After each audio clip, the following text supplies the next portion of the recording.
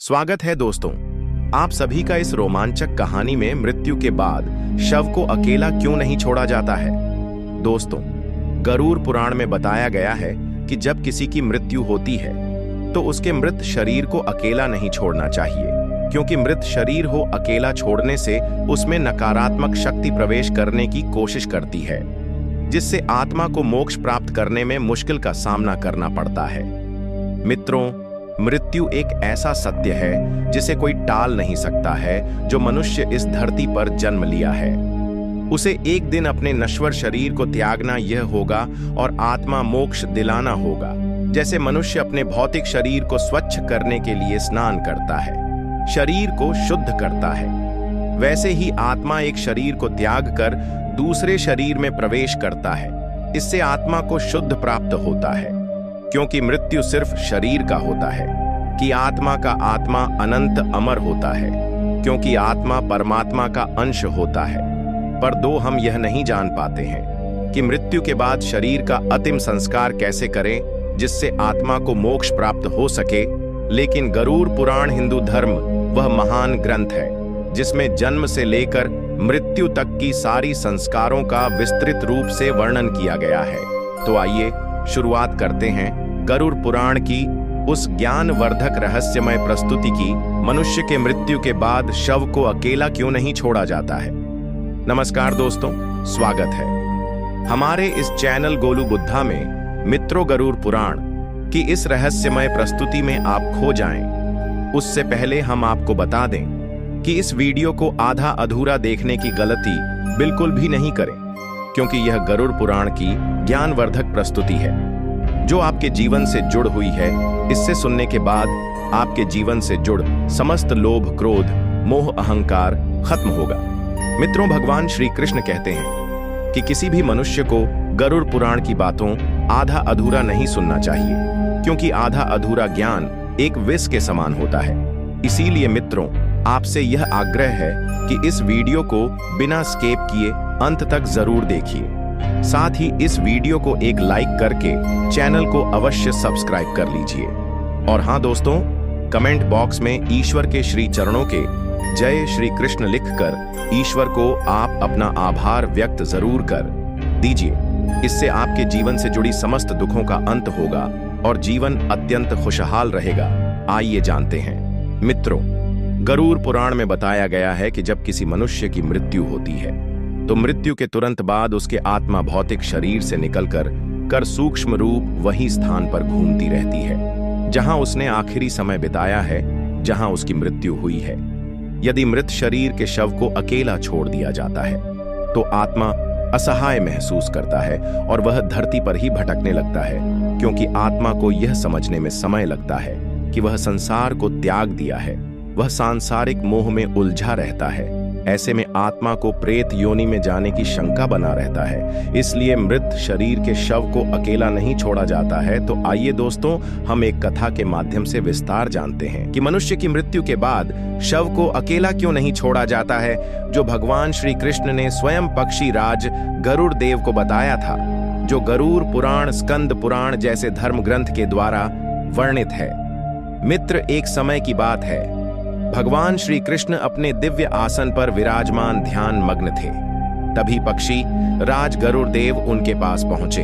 उन्होंने भगवान श्री कृष्ण को प्रणाम करके बोले, हे त्रिलोक के स्वामी, मेरे मन में एक प्रश्न है, उन्हीं प्रश्न का उत्तर लेने आपके पास आया हूं।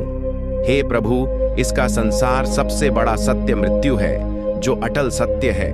इसे कोई भी नहीं टाल सकता है, परंतु है वासुदेव।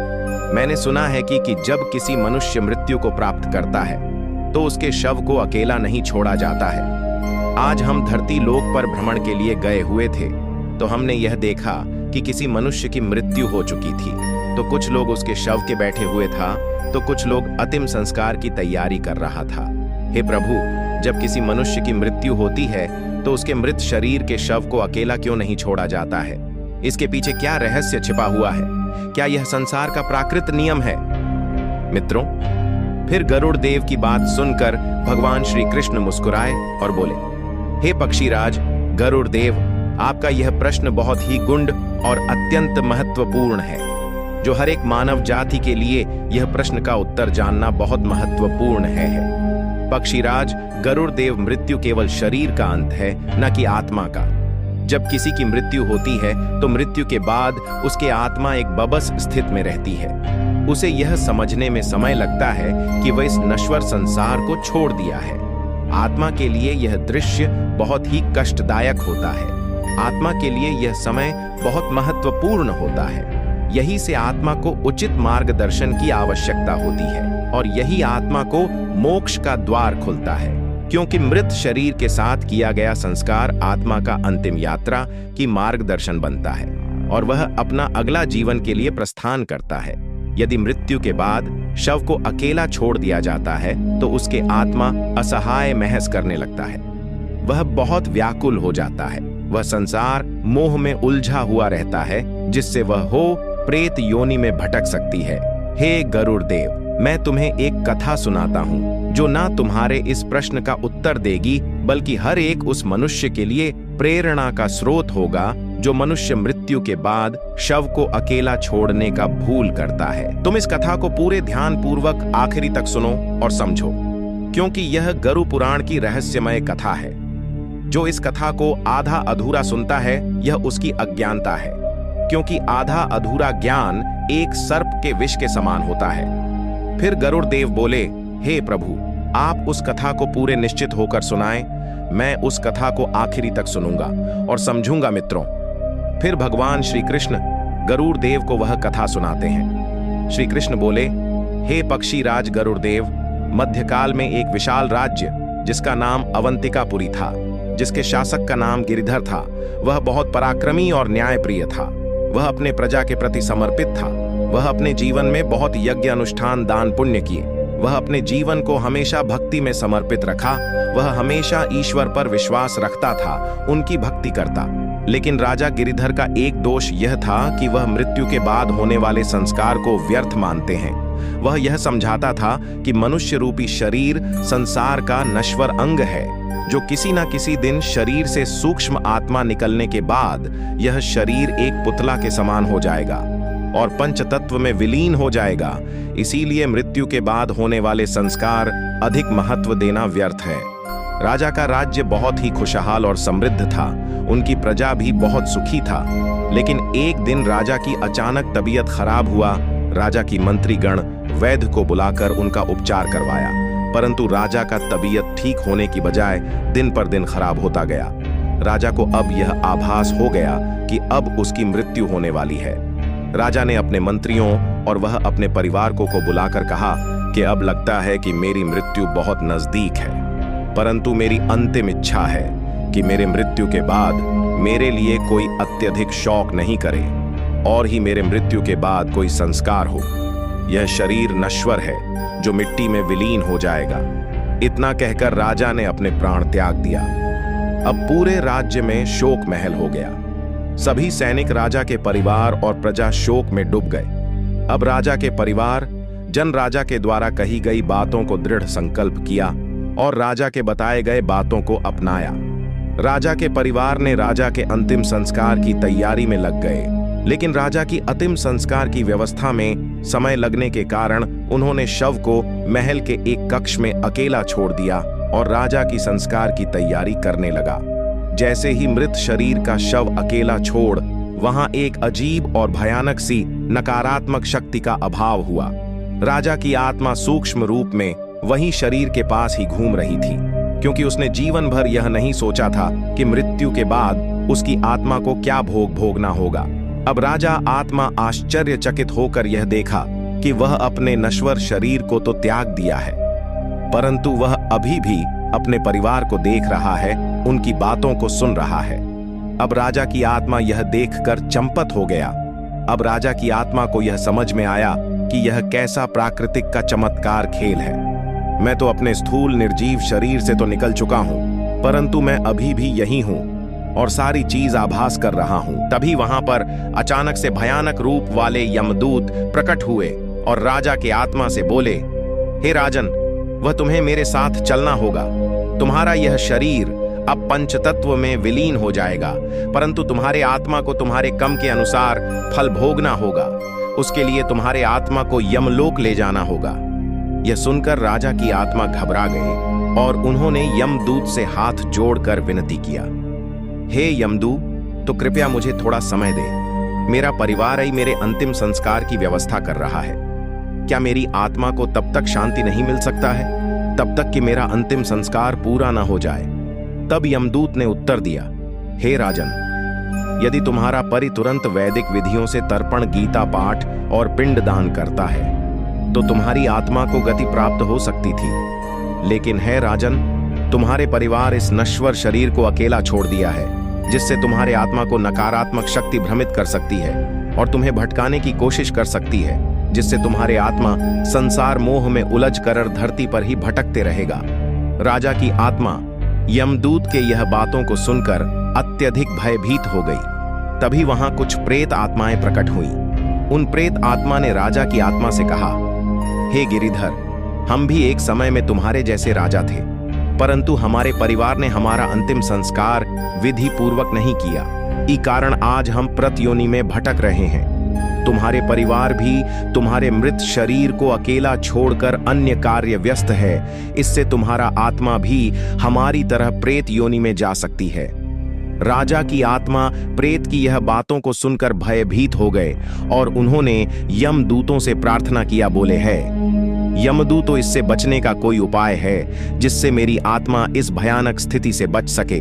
फिर यमदूत ने कहा है, राजन, यदि तुम्हारे परिवारजन शीघ्र ही वैदिक मंत्रों का जाप करें, गीता गरुड़ पुराण के पाठन करें और अर्पण करें तो इससे तुम्हारी आत्मा को तृप्त प्रदान हो सकती है और तुम्हारे आने वाले यम की यात्रा भी अत्यंत सुलभ और सुखद होगा। मित्रों, फिर श्री कृष्ण बोले, हे पक्षीराज, गरुड़ देव राजा के पुत्र हर्षसेन को उसी रात एक स्वप्न आया। उसने यह देखा कि उसके पिता की आत्मा अत्यंत दुखी और सहायता अवस्था में उससे याचना कर रही है। राजा की आत्मा ने अपने पुत्र से कहा, हे पुत्र, मेरे शरीर को अकेला मत छोड़ो, अन्यथा मैं प्रेत योनि में चला जाऊंगा और मुझे मोक्ष प्राप्त करने में कठिनाई का सामना करना पड़ सकता है।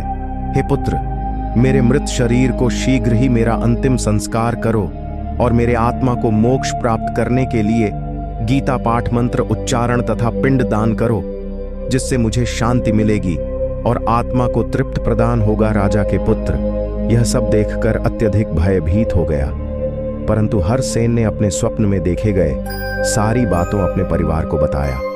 तभी वे सभी लोग भागते हुए तुरंत शव के पास पहुंचे और वैदिक रीति से मंत्र उच्चारण करवाया, गीता पाठ किया और शव के सामने धूप पवित्र दीप जलाया और जल्द ही राजा के शव को विधि पूर्वक अंतिम संस्कार किया।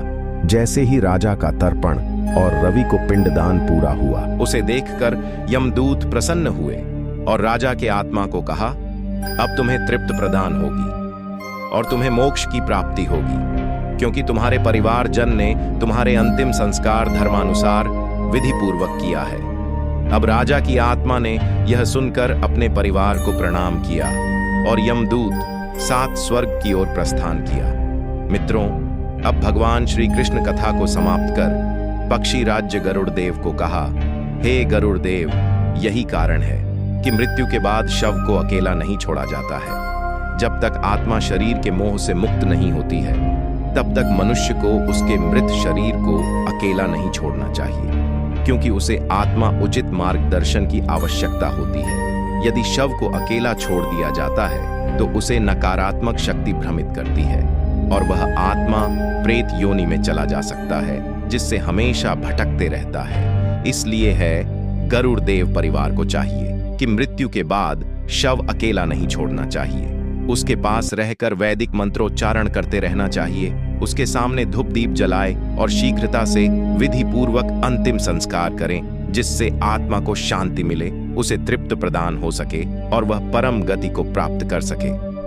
मित्र गरुड़ देव यह कथा सुनकर यह समझ गया कि मृत्यु के बाद शव को अकेला क्यों नहीं छोड़ा जाता है। उन्होंने आदर पूर्वक भगवान श्री कृष्ण को प्रणाम किया और बोले, हे प्रभु, आपने आज मुझे मृत्यु और अंतिम संस्कार के महत्वपूर्ण रहस्य समझाया।